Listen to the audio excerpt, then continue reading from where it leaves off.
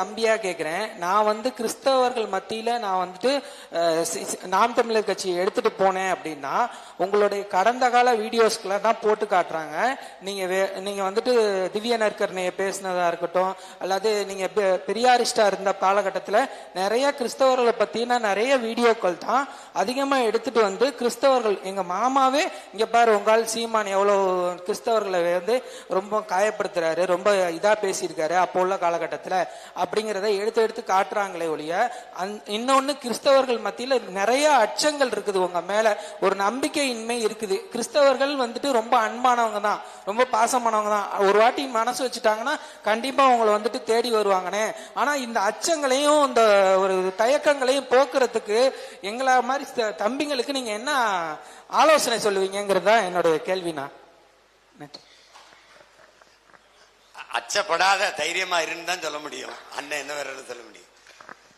அது வந்து நம்ம தான் சொல்றோமே, கடந்த காலத்துல அது பேசினது இறைமறிப்பை ஏற்று இருந்த போது, திராவிட இயக்கங்கள்ல பேசின போது பேசினது அது இதை மட்டும் இல்ல. கிருஷ்ண பரமாத்மாவை பேசிட்டாரு, ராமரை பேசிட்டாருன்னு இந்து கடவுளுக்கு அனுப்புறது, கிருஷ்ணரை பேசிட்டாருன்னு குறிப்பா நம்மள இருக்கிற கோணார் நம்ம சொந்தங்களுக்கு அனுப்புறது. அது யாரு செஞ்சதுன்னா நீங்க சொல்ற சோக்கால்டு முற்போக்கு. நான் பேசுனது கேசட் யார்ட்ட இருந்தது, அந்த பேச்சு யார்ட்ட இருந்தது, யாரு பேச வச்சானோ அவன்கிட்ட இருந்தது.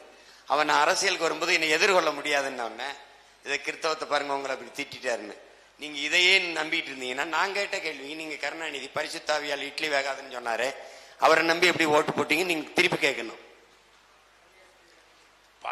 2010 நாம் தமிழர் கட்சி ஆரம்பிச்ச பிறகு எங்க அண்ணன் சொல்றதை கேள்வி.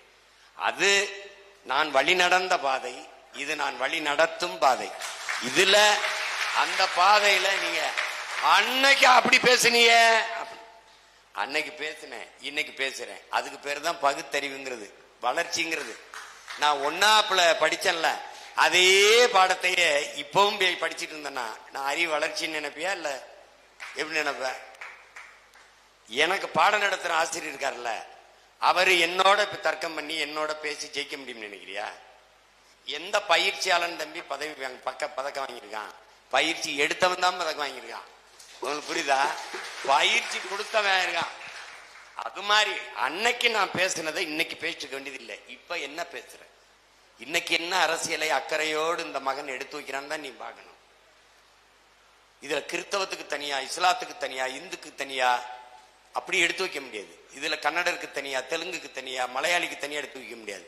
மொத்தமாவே நாட்டுக்கும் மக்களுக்கும் எது சரி, மொத்த மக்களுக்கும் எது சரியான அரசியல், எது சரியான ஆட்சி முறை, அதை தான் செய்ய முடியும். அந்த அரசியலை எடுத்து வைக்கிறோமா இல்லையான்னு தான் நீங்க பார்க்கணும். அதை சொல்லு.